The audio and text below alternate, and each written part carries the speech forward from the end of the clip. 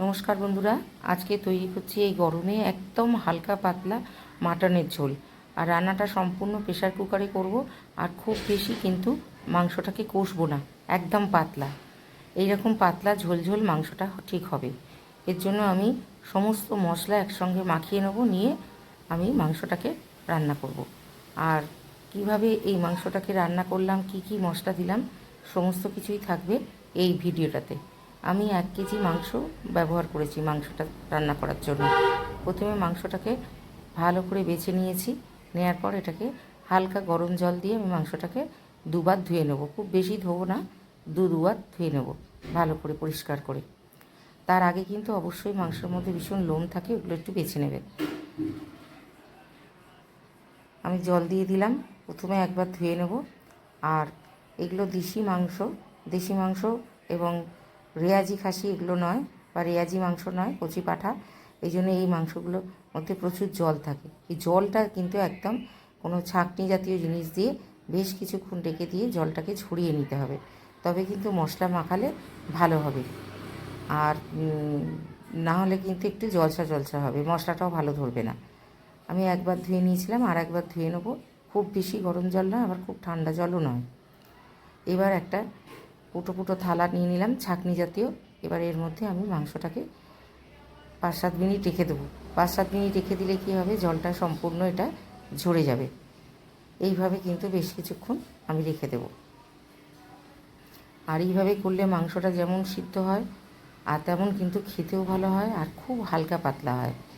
আর বেশি মশলা দিলে কিন্তু এই গরমে মাংসটা মানে অনেক বেশি মশলা হলে খেতে ভালো লাগবে না। এটা একদম পাতলা হবে। কী কী মশলা নিয়েছি দেখুন। হলুদ গুঁড়ো নিয়ে নিলাম, জিরে গুঁড়ো, ধনে গুঁড়ো, আর লঙ্কা 2 রকম দেবো। একটা হচ্ছে এমনি লাল লঙ্কা, আর একটা হচ্ছে তোমার কাশ্মীরি লঙ্কা। 2 রকম লঙ্কাই দেবো। আর একটু শুকনো লঙ্কা, কাঁচা লঙ্কা, আদা রসুনের সঙ্গে বেটে দেবো। মশলাগুলো আমি সব এক জায়গায় নিয়ে নিচ্ছি। হলুদ গুঁড়ো, জিরে গুঁড়ো, ধনে গুঁড়ো, আর 2 রকম লঙ্কার গুঁড়ো।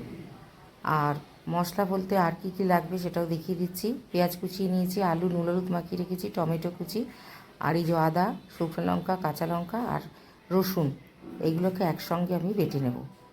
নিয়ে এবার এই মাংসটাকে আমি ভালো করে মশলা মাখিয়ে নেব। মানে যা যা মশলা দেখালাম সেইগুলোই সমস্ত দিয়ে দেবো। আর জলটা দেখুন কি সুন্দর ঝরে গেছে, একদম জল নেই এর মধ্যে। এইভাবে যদি মাংসটাকে রেখে জলটা ঝরিয়ে নেন তাহলে ভালো হয়। একদম না ঝল নেই, পুরো একদম শুকনো, পুরো জলটাই ঝরে গেছে। এবার এর মধ্যে যে গুঁড়ো মশলাগুলো নিয়েছিলাম সেই গুঁড়ো মশলাগুলো সব দিয়ে দেবো।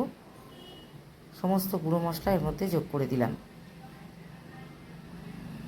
গুঁড়ো মশলার পর যে মশলাটা আমি বেটে রেখেছিলাম, মানে আদা রসুন আর শুকনো লঙ্কা, কাঁচা লঙ্কা একসাথে আমি বেটে নিয়েছিলাম, ওই মশলাটাও দিয়ে দিলাম। আর দেবো একটু তেল।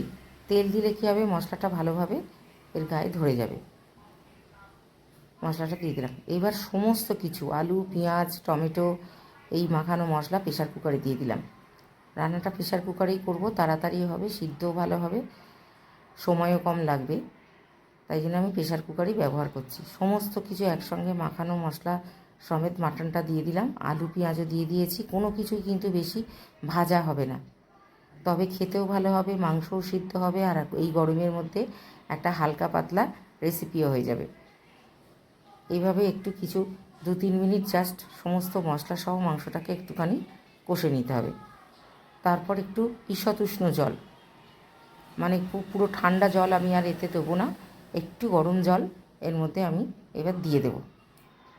এবার জল দিয়ে এবারে যেরকম সিটি লাগবে সেই পরিমাণ সিটি দিয়ে দিতে হবে। তবে আমি 5টা সিটি দিয়েছিলাম, 5টা সিটি আমার মাংসটা ভালোভাবে গলে গিয়েছিল। আর সত্যি বলতে কি, যেমন হালকা পাতলা হয়েছিল তেমন খেতেও ভালো হয়েছিল। আর লবণটা আমি সব শেষে যোগ করলাম। আর একটা জিনিস আমি স্কিপ করে গেছি, সেটা হচ্ছে একটু চিনি দিয়েছিলাম তেলের ওপর প্রেশার কুকারে প্রথমে, আর তেজপাতা ফোড়ন দিয়েছিলাম, আর গোটা গরম মশলা। ওটা আমার বলা হয়নি, তাই এখন আমি বলে দিলাম। ওটা দিলে ফ্লেভারটা ভালো আসে। আর এই দেখুন মাংসটা রান্না হয়ে গেছে, কীরকম পাতলা ঝোল ঝোল মাংস হয়েছে, একদম পারফেক্ট। আর কোনো মশলা, যেহেতু কম মশলা দিয়ে রান্না করেছি, কোনো সেই গ্যাদগ্যাদে মশলা ব্যাপারটা কিন্তু ঘন ঘন গাঢ় গাঢ় ওটা নেই। আর মাংস দেখুন কত ভালো গলেও গেছে। এইভাবে একবার করে দেখতে পারেন। নমস্কার।